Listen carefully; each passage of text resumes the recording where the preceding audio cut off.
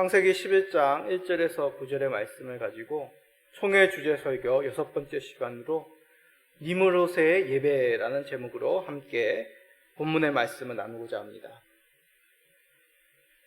사랑하는 성도 여러분, 우리는 매주일 주 안에서 한 가족된 성도들과 함께 삼위 하나님께 예배를 드립니다. 예배는 바로 삼위 하나님께 우리가 찾아가는 것 동시에 하나님이 우리를 영광된 자리로 불러주시는 그 복된 현장입니다. 우리는 예배를 통하여 찾아오시는 그 하나님을 만나 깊은 영적인 교제를 누리는 것이죠. 특별히 하나님께서는 말씀으로 우리에게 찾아오십니다. 이 하나님을 찾아오심을 즐겁게 받으시는 우리 모든 성도님들 되시기를 간절히 축복드립니다. 자, 말씀을 찾아오시는 하나님, 그 하나님을 만나기 위해서는 가장 중요한 것이 경청하는 것입니다. 잘 듣는다는 것이죠. 잘 듣고 그것을 잘 깨닫게 되는 것이죠. 듣고 깨달을 때 진정한 하나님의 백성으로 하나님을 만나게 되는 것입니다. 선지자 스가랴를 통해서 하나님은 분명히 우리들에게 말씀하셨습니다. 자, 스가랴 7장 11절입니다. 그들이 듣기를 싫어하여 등을 돌리며 듣지 아니하려고 귀를 막으며. 하나님은 스가랴 선지자를 통하여 듣지 않는, 하나님의 말씀을 듣지 않는 완악한 이스라엘에 대해서 고발하셨습니다. 얼마나 가슴 아픈 말씀입니까? 하나님께서는 이스라엘을 언약의 백성으로 불러주시고 복을 주시기 위하여 그들에게 찾아오셨습니다. 그러나 이스라엘은 하나님 백성다운 그의 말을 듣기를 거절하였죠. 그러므로 그들은 비참한 삶에 떨어지게 됩니다. 하나님의 복을 받을 수 있는 그러한 자리에서 그들이 스스로 완강히 거부한 것이죠. 그 모습이 바로 하나님의 말씀을 경청하지 않는, 듣지 않는, 순종치 아니하는 모습임을 우리가 깨닫게 됩니다. 그러므로 우리가 예배 중에 찾아오시는 하나님을 만나 말씀을 듣는 것은 참으로 예배드리는 성도의 기본이라 할 수 있습니다. 행함이 없는 믿음은 죽은 믿음이라고 야고보를 통하여 우리들에게 말씀하셨습니다. 행함이 있기 위해서는 바로 하나님의 말씀을 듣고 깨달음을 통하여 삶 가운데 행할 수 있는 것이죠. 그러므로 하나님을 만나 교제하는 신령한 예배자는 하나님의 말씀을 경청하고 그것을 깨달아 삶으로 열매 맺어 그 하늘의 복을 받는 그 복된 삶을 누리게 되는 것입니다. 동시에 이 영광스럽고 복된 예배가 또한 우리가 기억해야 될 것은, 그렇기 때문에 사단은 이 예배를 온전히 드리지 못하도록 공격하고 있다는 것입니다. 특히 참 예배가 아닌 거짓 예배로 주님의 백성들을 교묘히 유혹하며 혼란스럽게 만든다는 것이죠. 오늘 본문이 바로 이 거짓된 예배, 그 모습을 우리들에게 말씀하고 있습니다. 자, 창세기 11장 우리가 방금 읽었는데, 이 창세기 11장은 성경을 잘 알지 못하더라도 한 번쯤은 다 들어봤을 만한 내용입니다. 보통 뭐라고 얘기하죠? 바벨탑 사건이라고 하죠. 자, 창세기 11장 2절부터 4절은 이 바벨탑, 이 탑을 건설한 사람이 누구인지 우리들에게 말씀하고 있습니다. 자, 창세기 11장 2절을 읽어볼까요? 이에 그들이 동방으로 옮기다가 시나이 평지를 만나 거기 거류하며. 자, 2절에서 그들이 동방으로 옮기다가 시나이 평지를 만나 거기 거류하였다고 하였습니다. 그래서 그들이라고 부르는 사람이 시나이 평지에 머무르게 되었고, 이들이 바로 바벨탑을, 성읍을 건설하는 사람임을 본문을 통하여 우리가 알게 됩니다. 자, 그러면 우리가 질문이 생기게 되죠. 그럼 이 그들이라는 사람은 도대체 누구일까? 본문은 구체적으로 이들이 누구인지 오늘 읽은 11장에서는 말하고 있지 않습니다. 그냥 그들이라고만 하는 것이죠. 그러기에 우리는 창세기 11장 앞장인 10장의 그 내용을 찾아봐야 됩니다. 그들이 머문 장소가 바로 시나이 평지라고 창세기 11장 2절은 말씀하였습니다. 자, 창세기 10장에도 이 시나이 평지가 나오는데 창세기 10장 8절에서 10절을 볼까요? 여기서 보면은 시나이 평지의 나라를 건설한 사람이 누구인지를 말씀하고 있습니다. 자, 누구입니까? 바로 8절에 얘기하는 니므롯이라는 사람입니다. 함의 자손에서 태어난 이 니므롯의 자손들이 바로 이 시나이 땅에 거주하였고 바벨탑을 건설한 것이죠. 그 내용이 바로 10장 10절에 우리들에게 말씀하고 있습니다. 창세기 10장 10절입니다. 그의 나라는 시나이 땅의 바벨과 에렉과 약각과 갈렙에서 시작되었으며, 우리는 이 창세기 10장 10절에서 중요한 두 가지 내용을 발견하게 됩니다. 바로 그의 나라, 그리고 또 하나는 시나이 땅의 바벨입니다. 다시 말해 함의 후손 니므롯은 자신의 나라를 세운 것이죠. 그 나라에 속한 땅 중에 한 곳이 바로 시나이 땅의 바벨이란 것입니다. 다시 말해 니므롯은 어떤 작은 마을을, 성읍을 만든 것이 아니라 나라, 국가를 만든 것입니다. 국가를 만들기 위해서는 많은 땅이 필요하겠죠. 그 중에 하나가 바로 시나이 땅의 바벨이란 것입니다. 자, 이를 통해서 우리는 깨닫게 됩니다. 이 바벨탑을 만든 자들, 그들은 바로 다름 아니라 노아의 아들 중 함의 후손, 이 가나안의 한 지파인 니므롯이라는 사람, 그 후손들이란 얘기죠. 하지만 우리는 여기서 잠시 숨을 고르면서 한 번 더 본문을 살펴야 됩니다.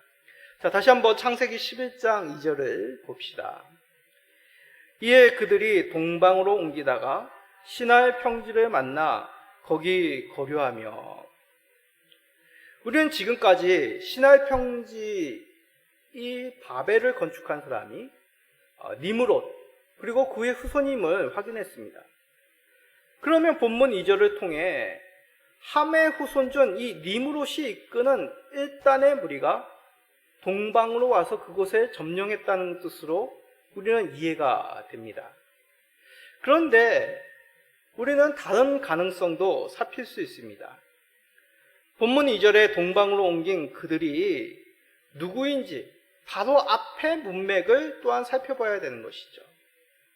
참고로 성경의 장과 절은 성경이 기록될 때부터 함께 그것을 달아놓은 것이 아닙니다. 지금 우리가 사용하고 있는 몇 장, 몇 절이란 것은 학자들이 추측하기로 약 예수님 오신 후 13세기에서 15세기에 이것을 성경을 읽기 편할 수 있도록 그렇게 따로 분류해 놓은 것이라고 보고 있습니다. 그러기에 10장 마지막과 11장은 서로 연결되어 있다는 내용이죠. 그러기에 11장 2절에서의 내용은 바로 앞에 있는 장, 그 절의 내용과 연관이 되어 있다는 것도 우리가 살펴보아야 됩니다. 자, 10장 마지막 부분에는 누구의 이야기가 있냐면 바로 셈의 후손에 대한 내용입니다. 이 셈의 후손 중 일부가 동방으로 옮기다가 니므롯이 이미 자리를 잡은 시나이 평지에 이르렀고, 셈의 후손과 니므롯이 힘을 합쳐 이 바벨성과 탑을 건설했을 수도 있음을 우리는 생각을 해야 됩니다. 우리가 이렇게 이해할 수 있는 것은 단지 11장과 10장이 연결되어 있다, 그것만은 아닙니다. 자, 창세기 10장 25절에 더 분명한 내용이 담겨져 있습니다. 자, 창세기 10장 25절 우리 읽어볼까요? 예벨은 두 아들을 낳고 하나의 이름을 벨렉이라 하였으니 그때에 세상이 나뉘었으며 벨렉의 아우의 이름은 욕단이며. 자, 여기서 중요한 것은 셈의 후손 중 에벨이 벨렉이 낳을 때 큰 사건이 이 땅 가운데 일어납니다. 그 사건이 뭡니까? 세상이 나뉘었다는 것이죠. 바벨 성읍과 탑을 건설하는 인간들을 보신 삼위 하나님께서 그들 가운데 강림하셔서 어떠한 심판을 하십니까? 그들의 언어로 혼잡케 하시는 것이죠. 언어를 혼잡케 하시어서 그 탑을 건설하기 위하여 모인 민족을 다 뿔뿔이 흩어지게 만듭니다. 그것이 바로 세상이 나뉘었다는 내용이죠. 그 내용이 바로 창세기 10장 25절에 기록이 되어 있습니다. 다시 말해 셈의 후손인 에벨이 벨렉이 낳을 때에 이런 일이 있었다고 말하는 것이죠. 그러기에 성경은 매우 의도적으로 세상이 나뉜, 다르게 말하여 하나님께서 언어를 혼잡케 하는 그 심판을 내리시는 것을 이 셈의 족보 가운데 굳이 기록하셨다는 것입니다. 그 이유가 무엇이겠습니까? 이 셈의 후손들 가운데서도 니므롯과 함께 바벨탑을 건설했음을 우리가 추측할 수 있는 것이죠. 그들 가운데 일부가 니므롯과 함께 이 바벨탑을 건설했다는 것입니다. 자, 노아가 세 아들에 대해 말한 내용을 우리가 생각할 때 함의 아들인 이 가나안은 저주를 받아 다른 형제들의 종이 되어야 됐습니다. 이와는 반대로 셈은 축복을 받은 자녀이죠. 저주받은 함의 자손 중에 니므롯이 나왔고 그 니므롯이 성읍을 건설했다, 탑을 건설했다, 하나님을 대적하는 일을 했다. 그건 충분히 우리가 이해할 수 있는 것입니다. 그러나 믿음을 가진 노아의 아들 중 이 셈의 후손들 중에서도 그러한 일에 동참하였다는 것은 참으로 우리들에게 놀라움과 우려스러움을 안겨주고 있는 것이죠. 지금 우리는 누가 바벨이라는 도시를 건설하고 그 도시에 탑을 만들었는지를 살펴보고 있습니다. 답은 간단합니다. 함의 후손 니므롯이 이 일을 주도했습니다.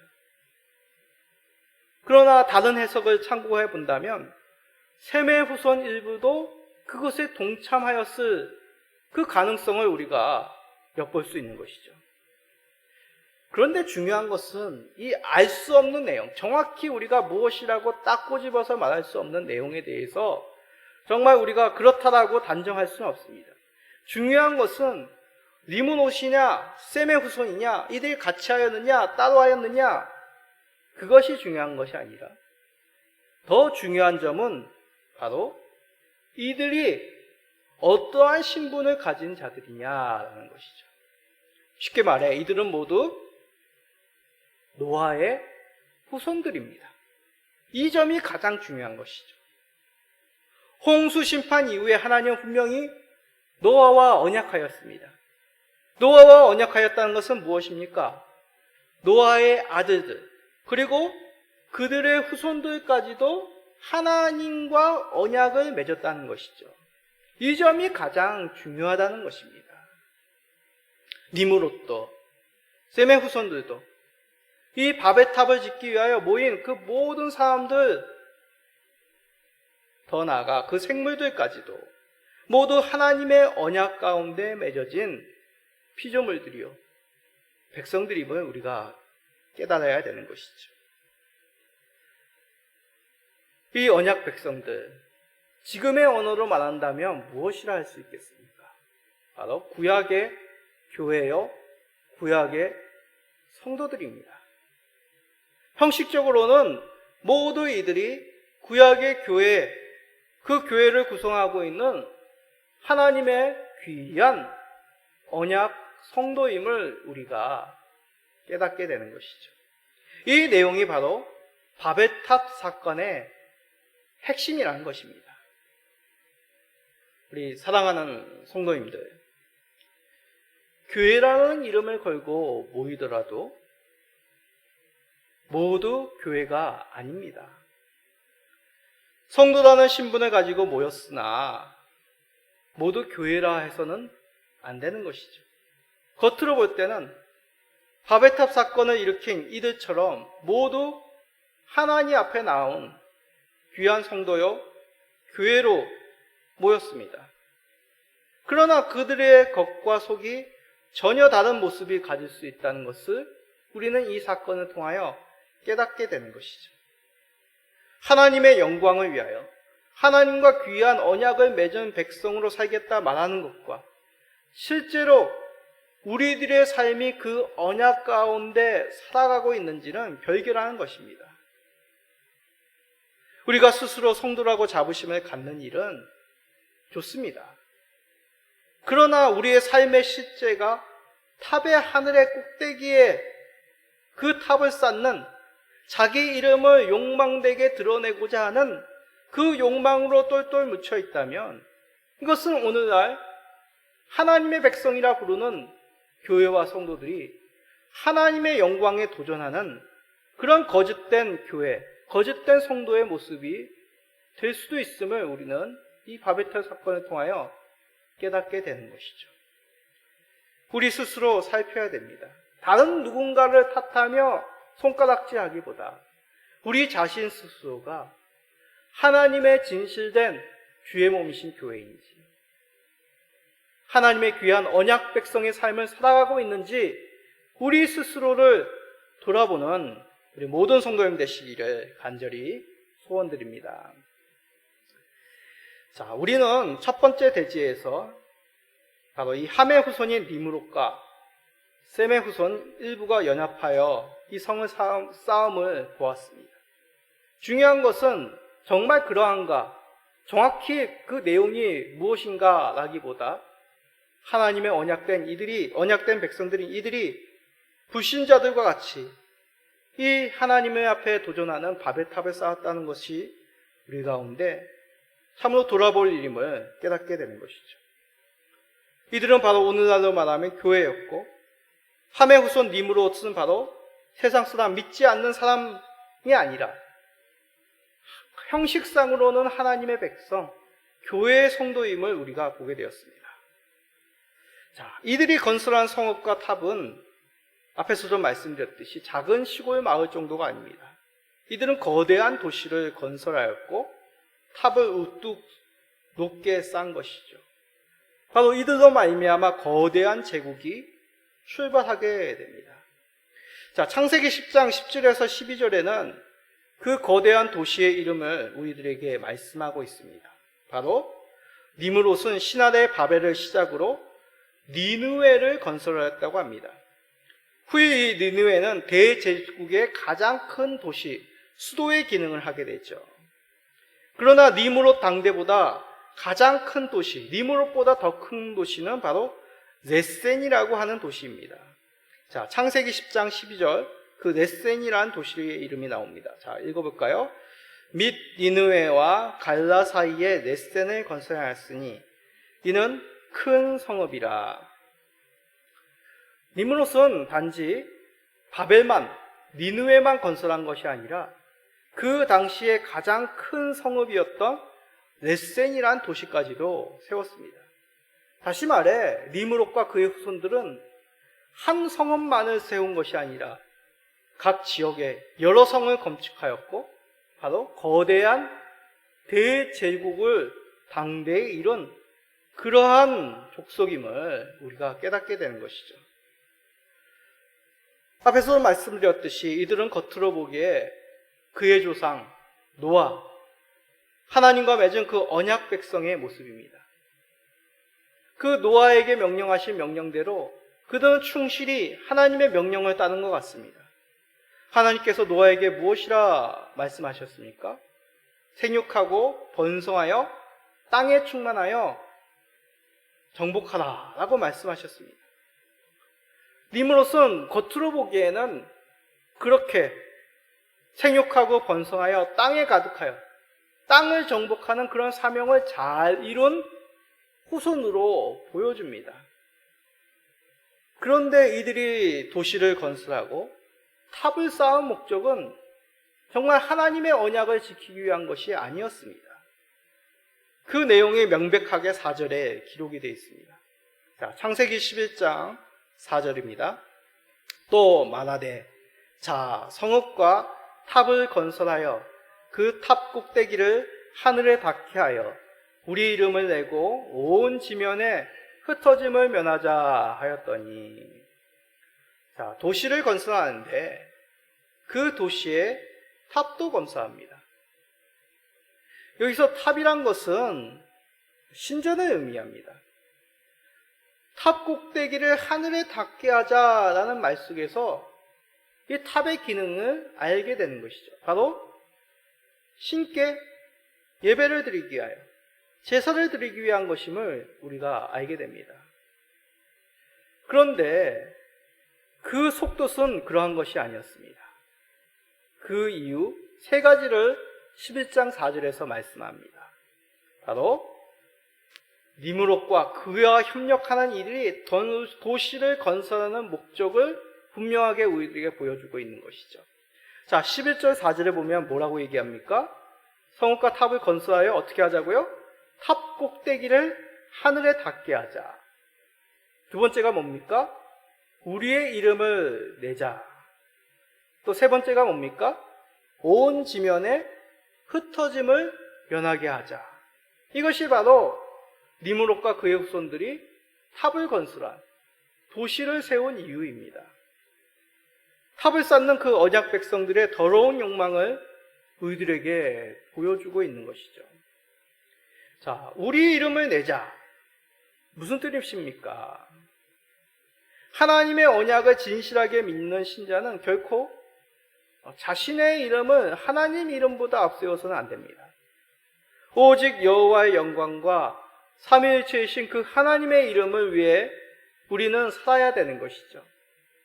우리가 암송하고 있는 주기도문에서도 그렇게 고백하고 있지 않습니까? 하나님의 이름이 거룩히 여김을 받으시기. 주의 이름이, 그 하나님의 이름이 거룩힘을 받으시도록 우리는 기도의 본을 쫓아 그렇게 기도합니다. 그러나 바벨탑 사건은 자기의 이름을 내려고 이 큰 일을 벌인 것이죠.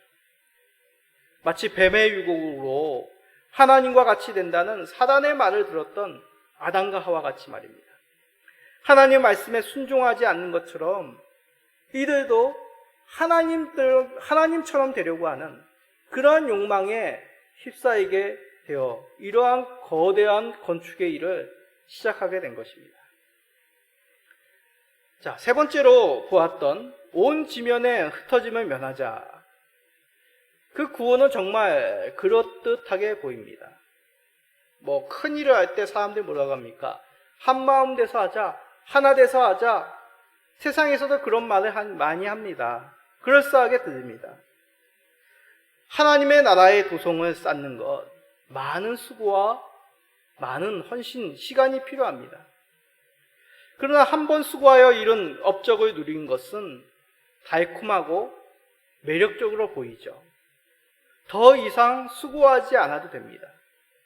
한 번 이룬 그것을 달콤하게 누리고 그 자리에 안주하는 것, 그것은 우리로 하여금 참 평강을 누리는 기쁨으로 여겨집니다.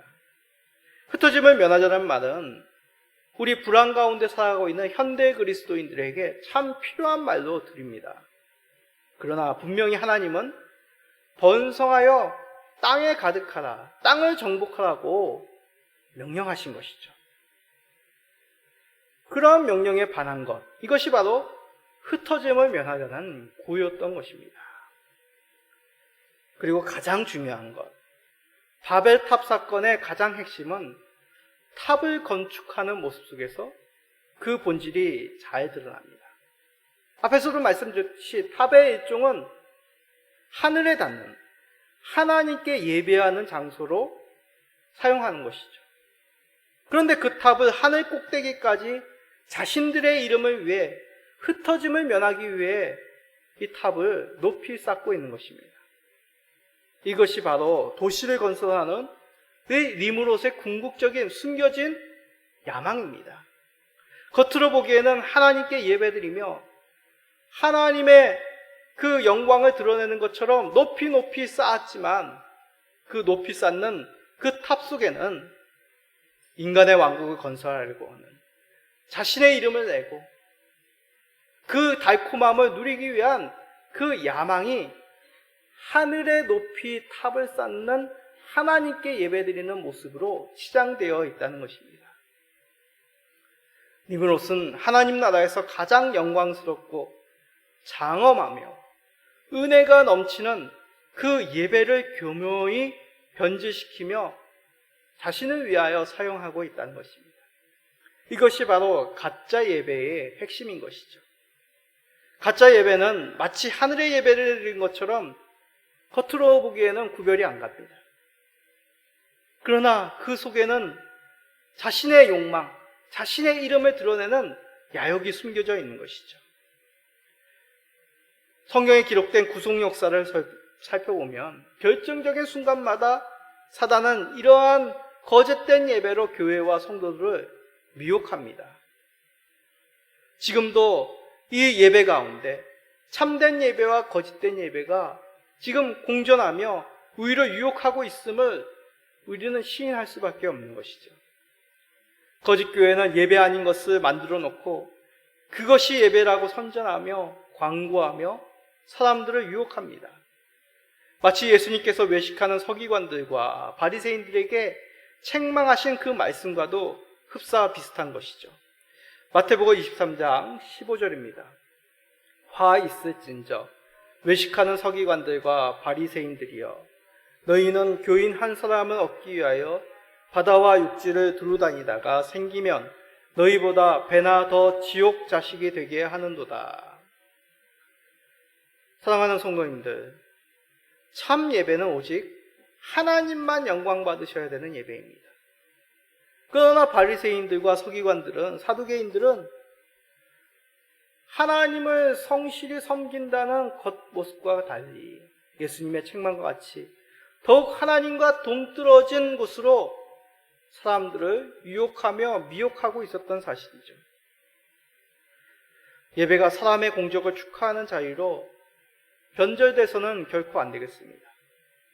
예배 앞에 어떤 다른 수식어를 너무 많이 붙여 그 예배의 중심을 흐트러뜨려서는 안 되겠습니다.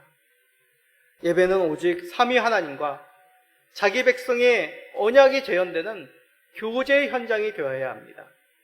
하나님께서 우리에게 찾아오시고 그 백성들을 하나님과 기쁨의 교제, 즐거운 교제를 맺기 위하여 허락하신 그 현장으로 우리는 더욱 마음을 모아야 되는 것이죠. 혹시 우리 가운데 예배 시간에 집중하지 못하는 모습이 있습니까?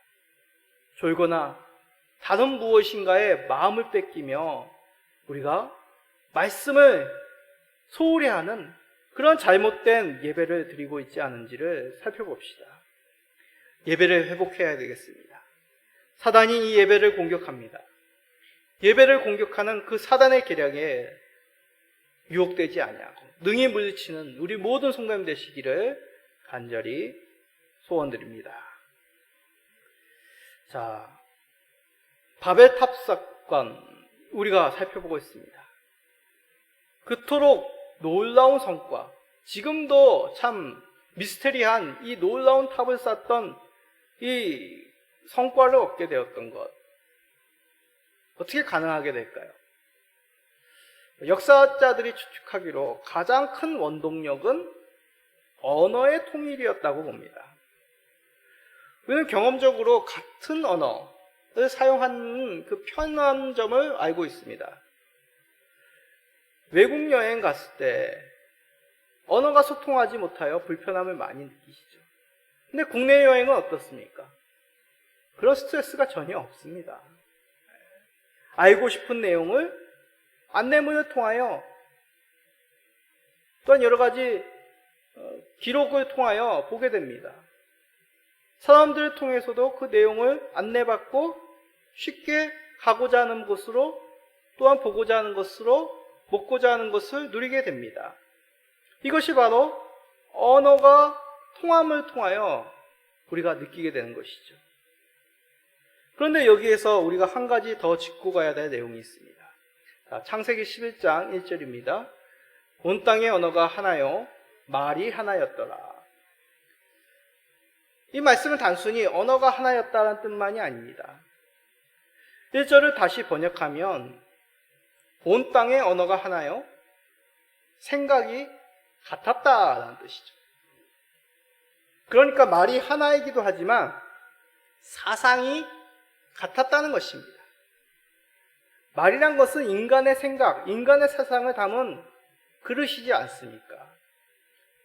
그러기에 이 바벨탑을 쌓기 위하여 모여있는 니므롯의 후손, 셈의 후손, 하나님의 언약의 백성으로 겉으로 보여지는 이들 모두 생각이 같았다는 것이죠. 하나님께서는 노아의 후손들이 하나님과 언약을 맺어 그 언약에 신실하기를 원하셨습니다.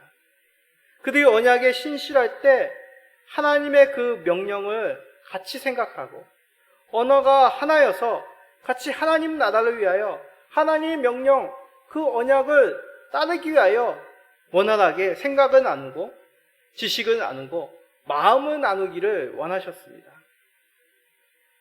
그 같은 생각, 같은 언어, 하나님께서 우리 백성들에게 주신 귀한 축복이었던 것이죠. 그런데 니므롯과 이 바벨탑을 쌓기 위하여 모여있는 이들은 그것을 어떻게 이용합니까? 하나님을 대적하는데 사용하는 것이죠. 성읍과 탑을 건설한 백성들의 모습을 보신 그 하나님께서는 그들 가운데 내려오셨습니다. 5절에서 사람들이 건설하는 이라는 말씀을 직역하면 사람들의 아들들이 건설했다는 내용입니다. 무슨 뜻입니까?